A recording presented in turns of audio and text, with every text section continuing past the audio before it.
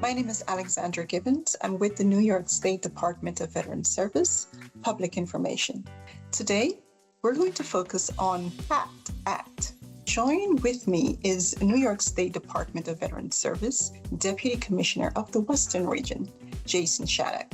Jason Shaddock, welcome. Thank you, Alexandra. It's a pleasure to be here. My name is Jason Shaddock, and I'm the Deputy Commissioner for the West for New York State Department of Veterans Services. This next segment is personally important to me, being an Iraq veteran.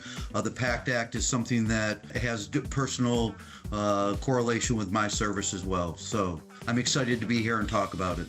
So first question, we're going to jump right in so you can have credible information from a reliable experience source. What is the PACT Act?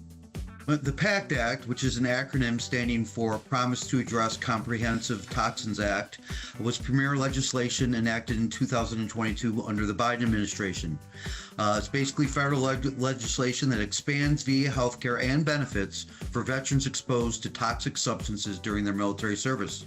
It recognizes that certain illnesses are connected to exposure such as burn pits, Agent Orange, and other hazardous environments.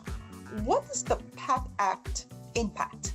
It impacts veterans who were exposed to toxic environments, including, but not limited to, 9/11 veterans exposed to burn pits, Vietnam veterans exposed to Agent Orange, primarily expanding some of the exposure locations and adding to some of the already existing presumptive disabilities associated with herbicide exposure, Gulf War veterans, and veterans exposed to radiation or other environmental hazards. The Act expands the list of presumptive conditions tied to these exposures.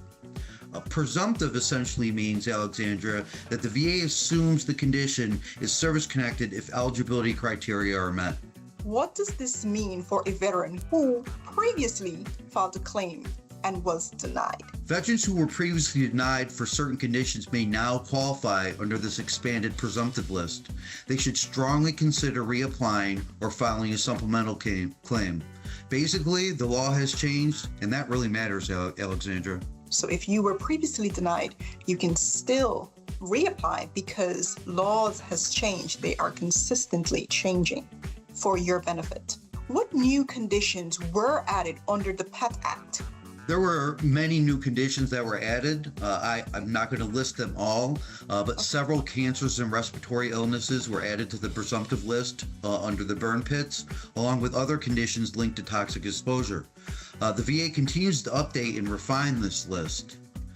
If you are unsure whether your conditions qualify, please, I beg you, come speak with one of our professionally trained Veterans Benefits Advisors and get a full assessment on exposure criteria and the presumptive list.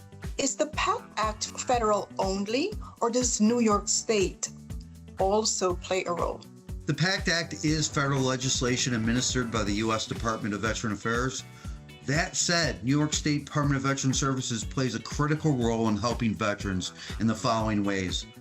First of all, and mainly understanding eligibility, filing claims for qualifying conditions, gathering documentation, and navigating the adjudicative and potentially the appeals process related to the claim work filed. That makes sense. So it's important to note that we work alongside the VA to make sure veterans receive benefits they have earned. Again, that's correct, Alexandra. We work directly alongside the VA and in conjunction with the VA to help veterans who meet these exposure qualifications obtain the benefits they've earned through that service. What should veterans do right now who are watching? Well, if you believe you were exposed to toxic substances, get enrolled in VA healthcare. That would be one of the first steps. To do that, you get screened, and then file a claim if you haven't already. And most importantly, don't navigate this alone. Please come and speak to one of our professionally trained New York State Veterans Benefits Advisor to make sure you have the full breadth of information needed. Thank you. And again, Alexandra Gibbons with the New York State Department of Veterans Services with Deputy Commissioner Jason Shaddock. Thank you. Thank you for your service.